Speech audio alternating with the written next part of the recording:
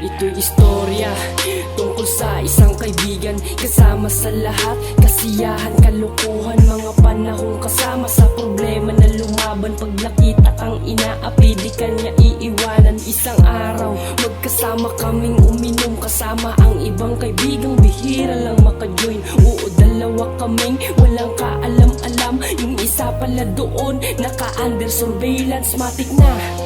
Yung oras na yun ay lagot, di pala tumigil gumamit ng bawal na gamot. Biglang pasok ng lalaki na nakasibilyan, sabay bunot ng baril, barkada ko'y kinapkapan. Nang makita ng ilan, sa bulsa'y may nilagay. Aaminin mo ba to o ngayon ka mamamatay? Napaluhod aking kaibigan sa iniindang sapak, gustuhin mang itanggi, dinaan na lang sa iyak. Isang naka-uniforming walang awa siyang pusasan, parang hayop kung itrato siyang walang kalaban-laban. Itong mga sinungaling, dapat ba natularan? Di ko po nilalahat, meron ding mga huwaran ng bigat lang sa dibdib kahit wala ng kasalanan. Dapat yung ganunin at kailangang parusahan. Ginawa niyong laruan, yung walang kalaban-laban. Tayo'y pareho lang ng tao, sana wala namang ganyanan. Tatagan mo lang dyan tol, tiis lang sa loob. Mainit masikip, madalas managutom. Kakayanin mo yan tol, lapit ka sa Panginoon. Siya nang bahalang maningil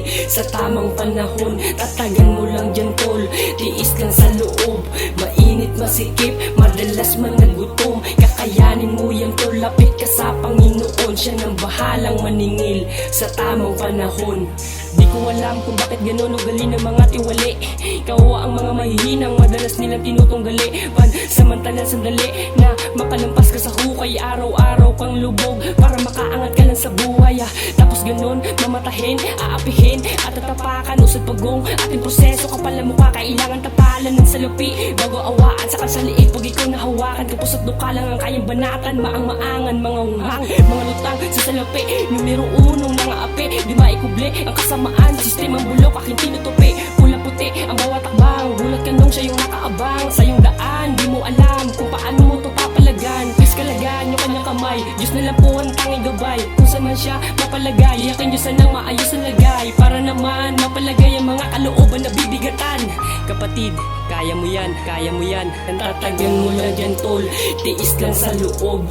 Mainit masikip, madalas managutom. Kakayanin mo yan tol, lapit ka sa Panginoon. Siya nang bahalang maningil sa tamang panahon. Tatagan mo lang dyan tol, tiis lang sa loob.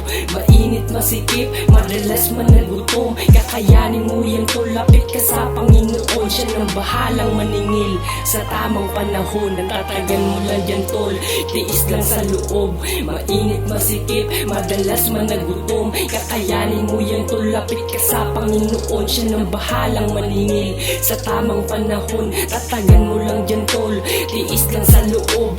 Mainit masikip, madalas managutom. Kakayanin mo yan tol, lapit ka sa Panginoon. Siya nang bahalang maningil sa tamang panahon.